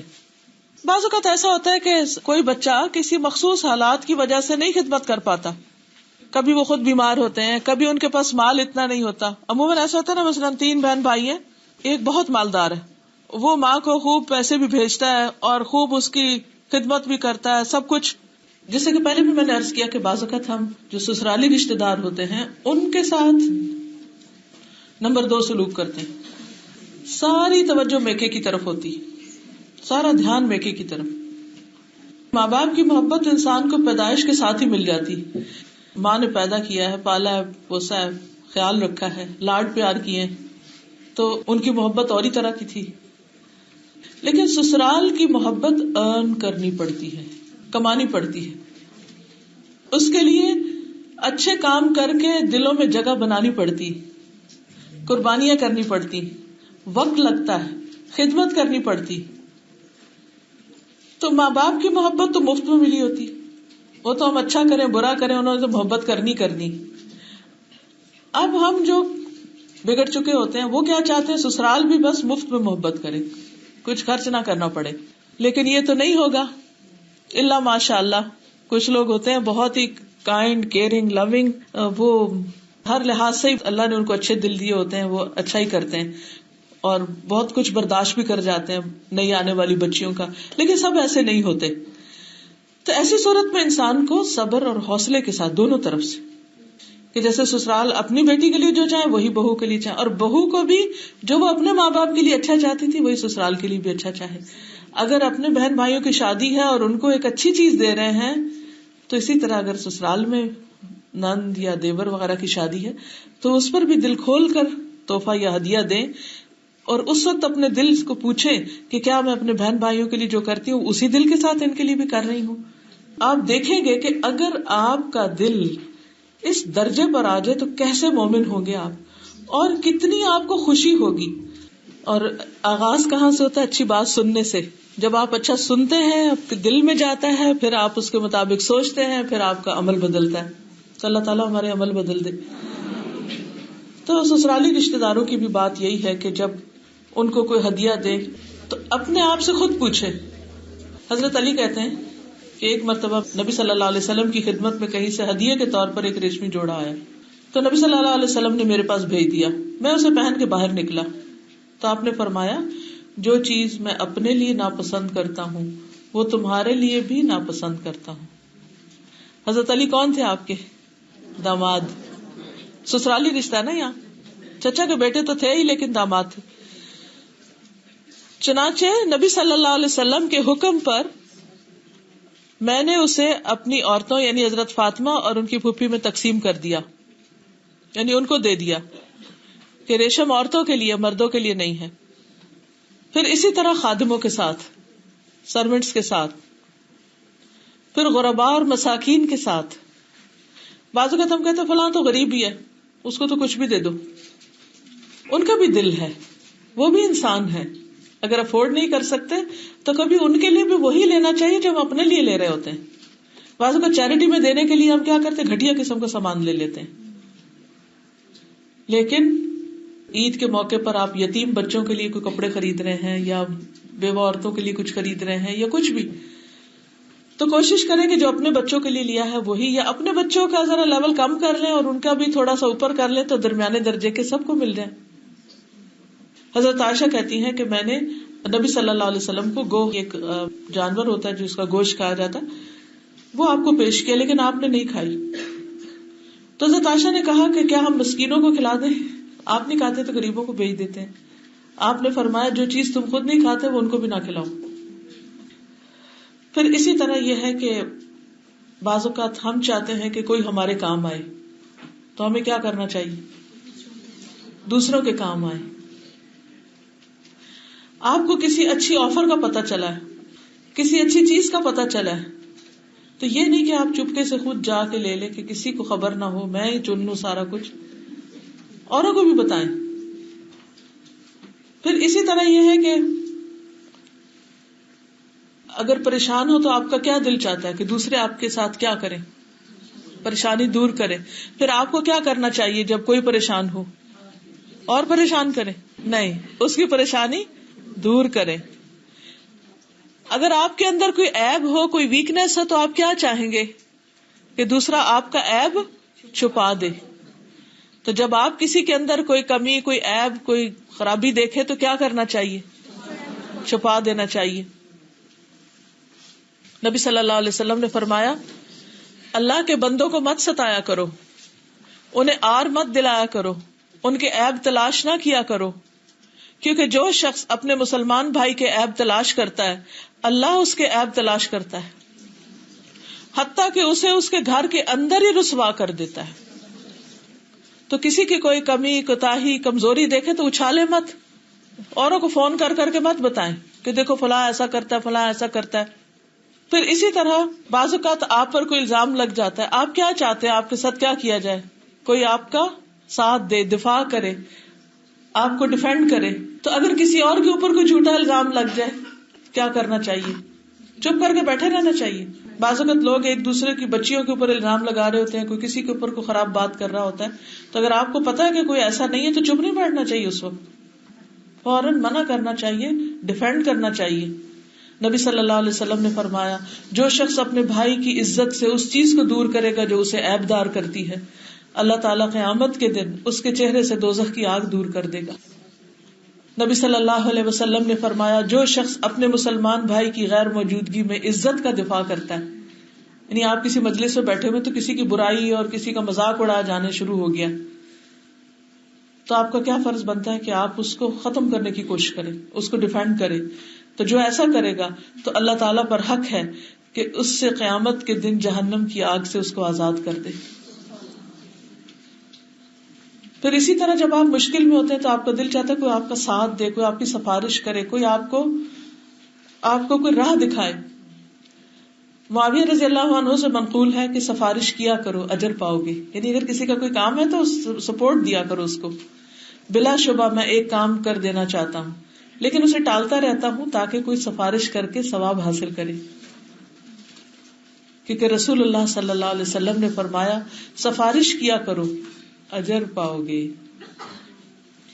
اسی طرح اگر کسی کے اندر کوئی چیز اچھی لگے تو اس وقت ماشاء اللہ پڑھنا چاہیے اور دل میں کڑنے کی بجائے خوش ہونا چاہیے کہ شکر اللہ نے کسی کو یہ نعمت عطا کی ہے۔ حضرت سہل بن حنیف نہا رہے تھے کہ عامر بن ربیعہ وہاں سے گزرے، انہوں نے ان کو دیکھا تو ایک دم کہنے لگے اس جیسا جسم تو کبھی میں نے دیکھا ہی نہیں، یہ تو کسی پردہ نشین کنواری لڑکی کی جلد سے بھی زیادہ خوش رنگ ہے، یعنی ان کی اسکن کا کلر اتنا اچھا ہے۔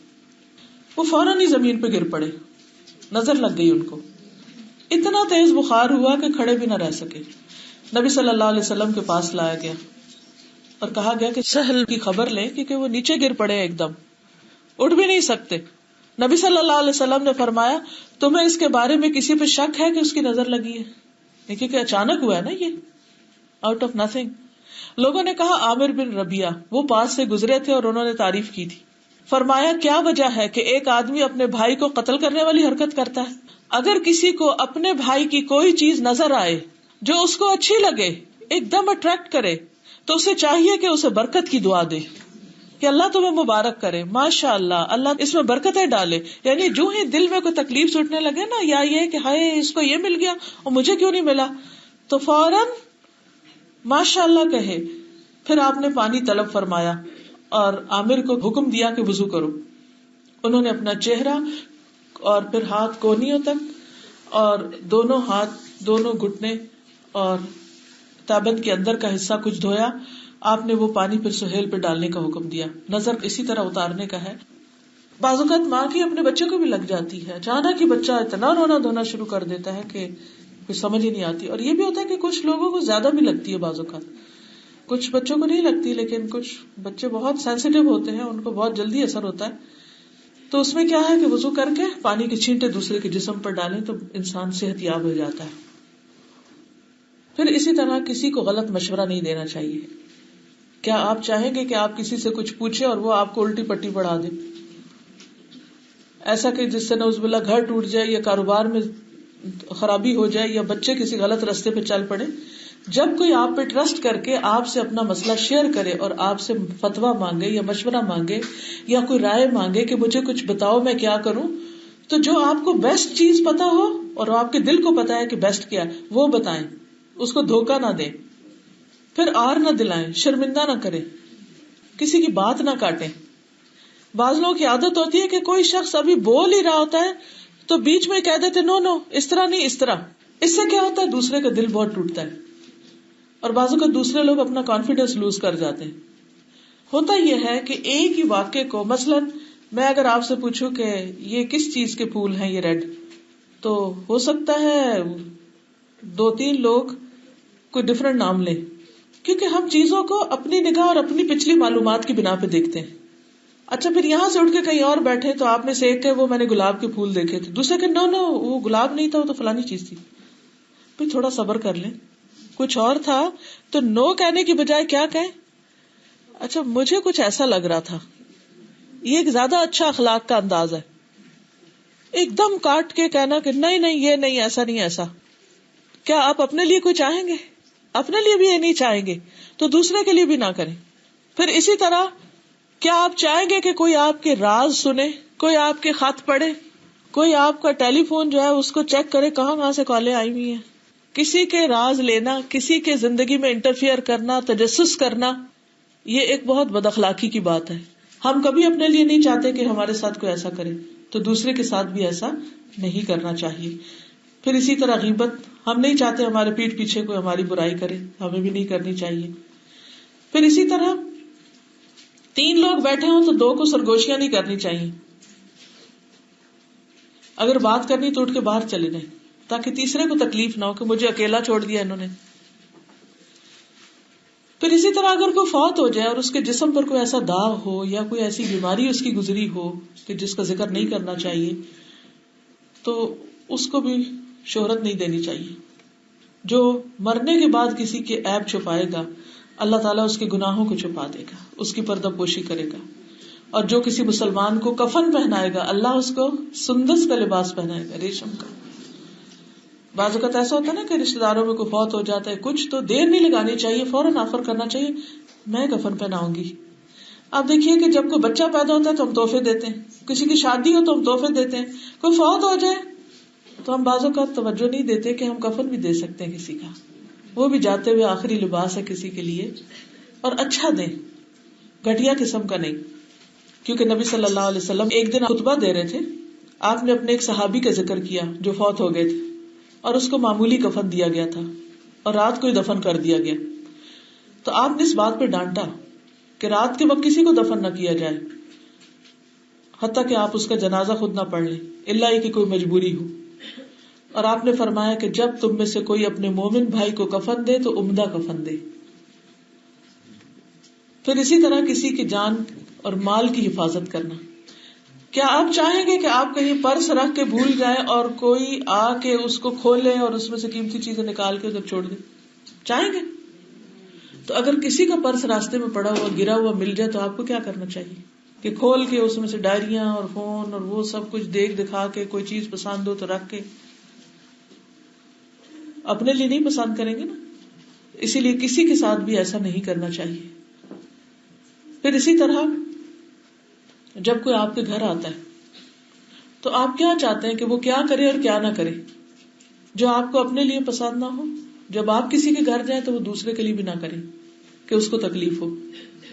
مثلاً ایک گھر کے اندر رہتے ہوئے جب آپ واش روم جاتے ہیں تو آپ کا دل چاہتا ہے کہ واش روم خشک ملے آپ کو، تو آپ کو پھر کیا کرنا چاہیے؟ جب آپ واش روم سے نکلے تو آپ کیسے چھوڑ کے آئیں اس کو؟ جیسے آپ اپنے لیے چاہتے ہیں کہ دوسرے آپ کے لیے چھوڑے. نبی صلی اللہ علیہ وسلم نے فرمایا مسلمان مسلمان کا بھائی ہے اور کسی مسلمان کے لیے حلال نہیں کہ اپنے کسی بھائی کی کوئی چیز حلال سمجھے، یعنی وہ اس کے لیے حرام ہے. پھر اسی طرح کسی کا ناحق مال ہڑپ نہیں کرنا چاہیے، کسی کی زمین پہ قبضہ نہیں کرنا چاہیے. کوئی ناحق قبضہ کرے گا تو قیامت کے دن 7 زمینوں کا طوق جو ہے اس کے گلے میں ڈال دیا جائے گا. پھر اسی طرح اگر پارسل کسی کے نام آیا ہوا یا منی آرڈر کسی کے نام آیا تو کوئی جھوٹے سائن کر کے وہ لے لے، کسی کی کوئی چیز اٹھا لے. تو یہ ساری چیزیں ایسی ہیں نہ ہنسی مذاق میں لینی چاہیے اور نہ ہی حقیقتاً کسی کی کوئی چیز لینی چاہیے. نبی صلی اللہ علیہ وسلم نے فرمایا تم میں سے کوئی اپنے مسلمان بھائی کی چیز نہ مذاق میں لے نہ حقیقتاً لے، اور جس کسی نے اپنے بھائی کی لکڑی لے لی اسے چاہیے کہ اسے واپس کر دے. بعض اوقات کیا ہوتا ہے ہم کسی سے پینسل لیتے ہیں، ذرا 1 منٹ دینا میں لکھ لوں، لکھ کے بیگ میں ڈالیے گھر اس کو واپس ہی نہیں دیتے. کسی سے کوئی چیز ادھاری لیتے ہیں تو جاتے ہوئے سمجھتے ہیں کہ وہ تو اب ہمیشہ کے لیے ہماری ہو گئی ہے. تو ادھار لی ہوئی چیزیں، وقتی استعمال کی لی ہوئی چیزیں واپس دینی چاہیے. پھر اسی طرح ایسی کوئی چیز نہیں لینی چاہیے جس کا فائدہ ویسے بھی تھوڑا ہو. پھر ایسا سودا نہیں کرنا چاہیے جس میں دوسرے کو نقصان ہو رہا ہو اور آپ کو پتا ہو کہ یہ چیز خراب ہے اور آپ اس کو اوپر سے ٹھیک ٹھاک کر کے اس طرح بیچ دیں کہ اگلے کو پتہ ہی نہ ہو. کسی بھی سودے کا جو اس کا برا پہلو ہے وہ بتا کے دینا چاہیے. نبی صلی اللہ علیہ وسلم نے ایک دفعہ دیکھا کہ کوئی غلہ بیچ رہا ہے، اوپر سوکھا ہے اور اندر سے گیلا تھا. آپ اس پہ سخت ناراض ہوئے کہ یہ دھوکا ہے، کہ لوگ آ کے سمجھیں گے بہت اچھا چیز. بازو کا تو لوگ فروٹ بیچتے اوپر اچھا رکھ دیتے اور اندر خراب ہوتا ہے، تو یہ چیز بھی نقصان دہ، یہ بھی درست نہیں. عقبہ بن عامر کہتے ہیں میں نے نبی صلی اللہ علیہ وسلم سے سنا، آپ فرما رہے تھے مسلمان مسلمان کا بھائی ہے، اور جو مسلمان اپنے بھائی کے ہاتھ کوئی عیب دار چیز بیچے اس کے لیے حلال نہیں کہ وہ عیب بیان نہ کرے، یعنی اسے دوسرے کو بتا دینا چاہیے کہ یہ چیز کس قسم کی ہے. اسی طرح بعض اوقات کوئی کام ہوتا ہے مشکل ہوتا ہے تو ہم کہتے ہیں یہ ہمیں نہ دو، یعنی کسی اور کو دے دو. ایسا نہیں کرنا چاہیے. اگر مشکل لگے تو یہ کہنا چاہیے کہ میرے ساتھ کوئی اور ہیلپ بھی دے دے، میں اکیلے نہیں کر سکوں گی. ہوتا ہے نا بعض اوقات اکٹھے کام کرنے ہوتے ہیں، گھر کا کام ہے یا کہیں کسی کوئی فنکشن ہے، شادی ہے، عید ہے، پارٹی ہے، تو ایسی صورت میں کام چوری کرنے کی بجائے مدد لے لینی چاہیے. پھر اسی طرح کسی کو ہاتھ سے تکلیف دینا یا کسی پہ اسلحہ اٹھانا یا کسی کو مارنا یا کسی پہ الزام تراشی کرنا، ایسی تمام چیزوں سے پرہیز کرنا چاہیے کہ جو ہم اپنے لیے پسند نہیں کرتے. تو یہ ہے دراصل اس حدیث کا مطلب. اور اس میں خاص طور پر حسد کا کلا کما کر دیا گیا. حسد صرف یہ نہیں ہوتا کہ انسان کسی کو ملنے والی چیز پہ یہ چاہے کہ وہ اس کو نہ ملے، بلکہ اس پہ خوش نہ ہونا بھی حسد کی قسم ہے. کسی کی کامیابی پر خوش نہ ہونا بھی جیلسی کی قسم ہے. تو جیلسی جو ہے وہ انسان کے اعمال کو چاٹ ڈالتی ہے، انسان کے لیے سخت نقصان دہ ہے. تو اللہ تعالیٰ سے دعا ہے کہ وہ ہمیں عمل کی توفیق عطا فرمائے اور ہمیں اور ہمارے بچوں کو صحیح ایمان نصیب فرمائے. وآخر دعوانا ان الحمد للہ رب العالمین. میں تھوڑی سی دعا کر کے تو محفل برخاست کرتی ہوں، اور انشاءاللہ العزیز چند ایک اعلانات ہیں، ذرا سے سن لیجیے پھر دعا کرتے. نچلے ہال میں بک سٹال ہے، تو جو لوگ بکس میں انٹرسٹڈ ہوں وہ نیچے جا کے دیکھ سکتے ہیں. سبحان اللہ والحمد للہ ولا الہ الا اللہ واللہ اکبر ولا حول ولا قوة الا باللہ العلی العظیم. اللہم صل علی محمد وعلى آل محمد كما صليت على إبراهيم وعلى آل إبراهيم إنك حميد مجيد. اللهم بارك على محمد وعلى آل محمد كما باركت على إبراهيم وعلى آل إبراهيم إنك حميد مجيد. ربنا آتنا في الدنيا حسنة وفي الآخرة حسنة وقنا عذاب النار. ربنا لا تزغ قلوبنا بعد إذ هديتنا وهب لنا من لدنك رحمة إنك أنت الوهاب. ربنا هب لنا من أزواجنا وذرياتنا قرة أعين وجعلنا للمتقين إماما. یا اللہ پاک جو کچھ ہم نے پڑھا ہے سنا ہے تو ہمیں عمل کی توفیق عطا فرما. یا اللہ تو ہمارے دلوں کو مومن کر دے. یا اللہ اس میں سے ہر قسم کا حسد بغض نفرت دور کر دے. ہمیں دوسروں کو معاف کر دینے کی توفیق عطا فرما. یا اللہ تو ہمارے آپس کے تعلقات کو بہت بہترین کر دے. اللہ تو اپنی محبت دے، اپنے حبیب محمد صلی اللہ علیہ وسلم کی محبت دے، اپنے نیک بندوں کی محبت عطا کر. یا رب العالمین ہمیں ہمارے گھروں میں، خاندانوں میں، رشتہ داروں میں، دوستوں میں اتفاق اتحاد پیدا فرما. ہمارے بچوں کو صحت اور عافیت نصیب فرما. یا رب العالمین تو ہمیں ہر شر سے محفوظ رکھ. لا الہ الا اللہ وحدہ لا شریک لہ لہ الملک ولہ الحمد وہو علی کل شیء قدیر. یا حی یا قیوم برحمتک نستغیث. یا رب العالمین تو ہم سب کی تکلیفیں، دکھ اور پریشانیاں دور فرما. اللہ جس کو تو عطا کرے اسے کوئی روک نہیں سکتا.